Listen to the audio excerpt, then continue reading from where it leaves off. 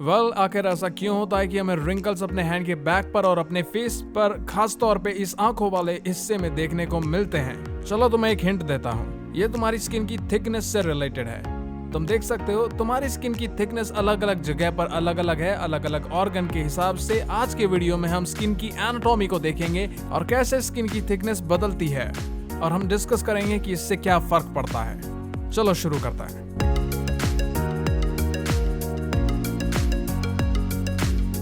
चलो शुरू करते हैं डिफाइन करने से कि मेरा क्या मतलब है स्किन से।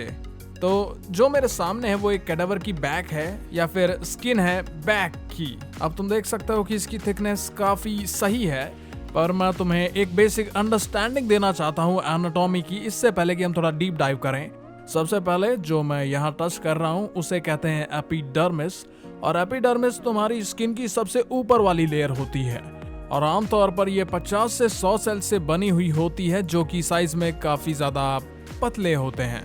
अब एक्चुअली अगर मैं इसे साइड से पलट दूं तो जो तुम देख रहे हो वो ऑलमोस्ट सारी थिकनेस डर्मिस की है, जो कि अगली लेयर है, ना कि एपिडर्मिस है। तो फिलहाल हम डर्मिस को देख रहे थे। अगर मैं इसे टर्न करूं तो जो लाइटर कलर तुम देख रहे हो वो सब कुछ डर्मिस है, जो कि अगली लेयर है एपिडर्मिस के नीचे।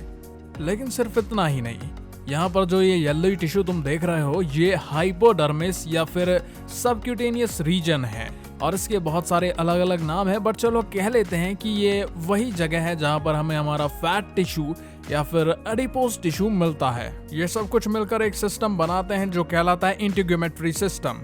इंटीग्यूमेट्री सिस्टम काफी अलग होता है तुम्हारी स्किन से। अगर हम सिर्फ स्किन की बात करें तो उसमें सिर्फ एपिडर्मिस और डर्मिस आता है। इसमें ये येलो एडिपोज टिश्यू या फिर हाइपोडर्मिस या फिर फैट टिश्यू इंक्लूड नहीं होता है। तो ये है जिसके बारे में हम आज की वीडियो में डिस्कस करेंगे। तो चलो अब हम इस बॉडी के अलग अलग रीजन्स को देखते हैं। जैसा कि मैं तुम्हें पहले दिखा रहा था, ये बैक की स्किन है। अब तुम देख सकते हो कि ये कितनी थिक है, और ये बॉडी की सबसे थिक स्किन में से एक है। अब दूसरी जो स्किन इतनी थिक होती है वो मेरे टकले के ऊपर है, और सेम कैडेवर से मेरे पास लोअर लेग या फिर क्रस्ट की स्किन भी है। ये बस काफ मसल जैसे गैस्ट्रोन्यूमिस और सोलियस के ऊपरी हिस्से वाली स्किन है, पर तुम ऑलरेडी देख सकते हो कि ये बैक की स्किन से कितनी पतली होती है, जो कि कमाल का है। अब ये वाला एक डिफरेंट कैडावर है, पर यहाँ मेरे पास गाल की स्किन है। अब ये गाल का एरिया या फिर चीक एरिया काफी यूनिक एरिया है, क्योंकि ये फेशियल मसल एक एंड पर स्कल बोन से अटैच होती है और दूसरी तरफ इंटीग्यूमेट्री सिस्टम में मिल जाती है, और इसका रिजल्ट ये होता है कि जब मसल कॉन्ट्रैक्ट करता है तो ये स्किन को खींच देता है, और तुम फनी एक्सप्रेशन बना सकते हो, या फिर फनी नहीं भी हो पर एटलीस्ट तुम रिएक्शंस और एक्सप्रेशंस तो दे सकते हो। सो एक बहुत ही यूनिक पार्ट है बॉडी का। और फिर हमारे पास कुछ सबसे थिनेस्ट स्किन है पूरी बॉडी में, ये आईलिड से है। अब तुम सोच रहे होंगे कि इन रीजन में ऐसा क्या डिफरेंट है, क्या कोई स्पेसिफिक टिश्यू मिसिंग है और थाने में उसकी रिपोर्ट लिखाई है? वेल, ऐसा नहीं है। ये जो आईलिड, चीक, क्रस्ट, बैक सब स्किन के एरियाज में सेम लेयर होती हैं। इनमें एक एपिडर्मिस होता है और एक डर्मिस होता है। बात बस इतनी है कि इन टिश्यू की थिकनेस वेरी करती है, और यही चीज हम सोचेंगे कि आखिर ये वेरी क्यों करती हैं, और दिन के अंत में ये फ्रिक्शन पर आकर रुकती है। तुम्हारी स्किन के नीचे एक गुंचा होता है मसल्स का, जो सिर्फ आगे पीछे मूव करता है, कनेक्टिव टिश्यू को खींचता है, हीट जनरेट करता है और साइज में बड़ा होता है। फैक्ट ये है कि तुम्हारी बैक की मसल बहुत कम मूव करती है अगर आईलिड से कंपेयर करें। मतलब तुम हर दिन हजारों बार ब्लिंक करते हो, जो कि बहुत ज्यादा फ्रिक्शन जनरेट करता है।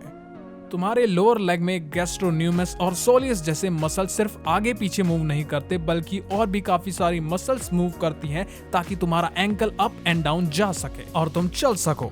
ये सब चीजें बहुत ज्यादा फ्रिक्शन प्रोड्यूस करती हैं, तो ये लॉजिकली सेंस बनाता है कि जहां फ्रिक्शन होगा वहां स्किन पतली होगी। पर सिर्फ ये एक कंट्रीब्यूटिंग फैक्टर नहीं है स्किन थिकनेस का, और भी फैक्टर्स हैं।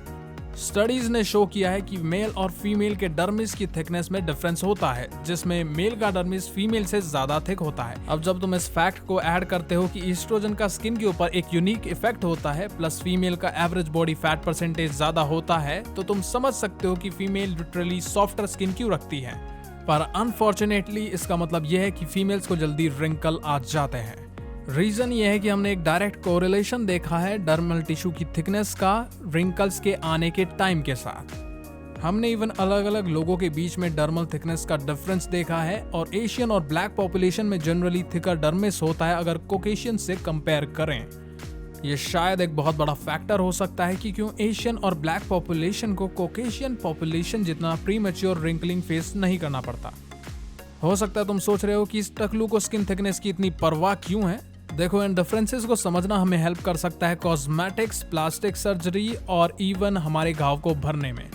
जो हमने काफी स्टडीज में देखा है उसके बेसिस पे एक थिकर डर्मिस एक बहुत बड़ा रोल प्ले कर सकता है ये समझाने में कि क्यों ब्लैक पॉपुलेशन को कीलॉइड स्कार्स जल्दी होते हैं। ये बेसिकली थिक और रेज स्कार्स होते हैं। और क्या पता, जैसे साइंस और मेडिसिन एडवांस कर रहे हैं, हम एक और इफेक्टिव डिलीवरी सिस्टम डेवलप कर सके कोलाजन प्रोटीन के लिए, जो कि मेन स्ट्रक्चरल प्रोटीन होता है डर्मिस में, और ये डर्मिस को उसकी थिकनेस और स्ट्रेंथ देता है। शायद रिंकल फ्यूचर में एक पुरानी बात हो जाए, या शायद हम सिर्फ बेटर हो जाएं और समझ सकें कि जिस तरह हम रिंकल करते हैं ऐसा क्यों होता है। मैं क्विक शाउट आउट देना चाहता हूं उन सभी लोगों का जो हमारी इस वीडियो को देख रहे हैं और एक्चुअली एक अच्छी चीज को प्रमोट कर रहे हैं instead of those cringe videos. तुम्हारे बिना हम ये अमेजिंग एजुकेशनल कंटेंट नहीं बना पाते। तो अगर तुम इंटरेस्टेड हो एनाटॉमी गीक वर्ल्ड का पार्ट बनने के लिए तो नीचे डिस्क्रिप्शन में लिंक है पैट्रियन का।